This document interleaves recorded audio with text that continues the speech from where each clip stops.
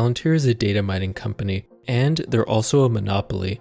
And while a lot of people think of monopolies as bad, in the investing world, they're gold mines. Companies that dominate their industries become nearly impossible to compete with. And in the US tech scene, it's usually winner take all. Palantir's stock price has even reflected this excitement and realization lately. However, is Palantir actually a monopoly? And if so, is there anything that can take them down in the future? Let's get into this. First though, let's be clear on what a monopoly actually is. A monopoly isn't just a company doing well, it's a company that controls so much of the market that competition is either non-existent or irrelevant. Classic monopolies would be like Google's search engine, controlling roughly 90% of the global search market, or Nvidia's GPUs, with an estimated 80% market share in high-end AI and data center GPUs.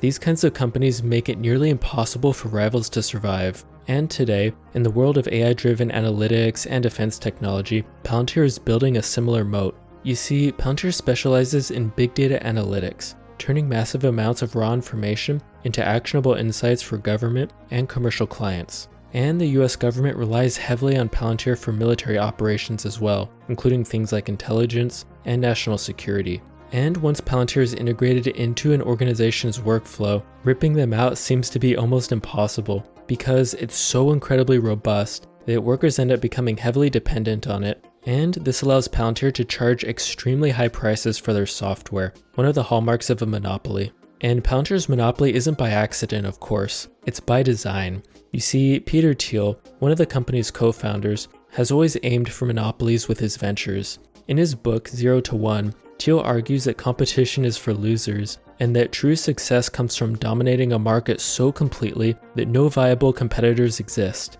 He did this with PayPal, backing Facebook early on, and now with Palantir, he's applying the same principles to AI and big data analytics. This is a company that's quite literally engineered to monopolize its sector. But now let's actually talk about their competition. The cloud data company Snowflake is often seen as a rival, focusing on data storage and analytics. But there's a big difference here. Snowflake helps companies organize and access their data, while Palantir actually tells them what to do with it. That's a massive distinction. And looking at Snowflake's stock price over the past year, it's clear that competition in this space is brutal.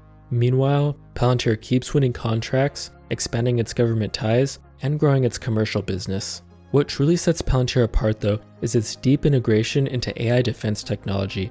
Governments are ramping up AI spending, and Palantir is at the forefront of this, which makes sense because AI is literally the future of warfare, as more likely than not, all wars in the future will be fought using artificial intelligence. From battlefield decision-making to cybersecurity, Palantir is building systems that nations can't afford to stop using. No competitor comes even close to the level of AI-powered military infrastructure.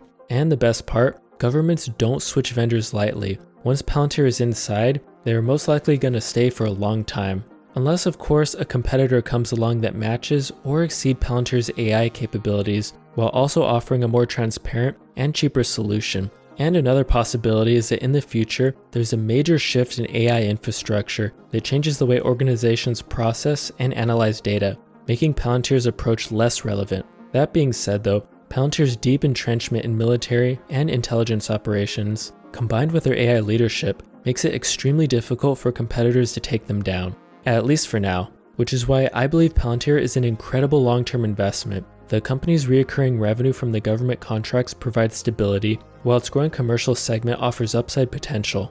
AI-driven analytics are becoming an essential part of businesses and defense strategies worldwide, and Palantir is positioned as a dominant player in this space. So is Palantir a monopoly? The evidence says yes. Their technology, government contracts, and AI dominance create a moat that's nearly impossible to breach. And as AI becomes more critical to national security and corporate decision-making, Palantir has positioned itself as the go-to software because Palantir seems to just keep winning. To see how Palantir just won big, definitely check out this video next. Anyway, thanks for watching, and I'll catch you next time.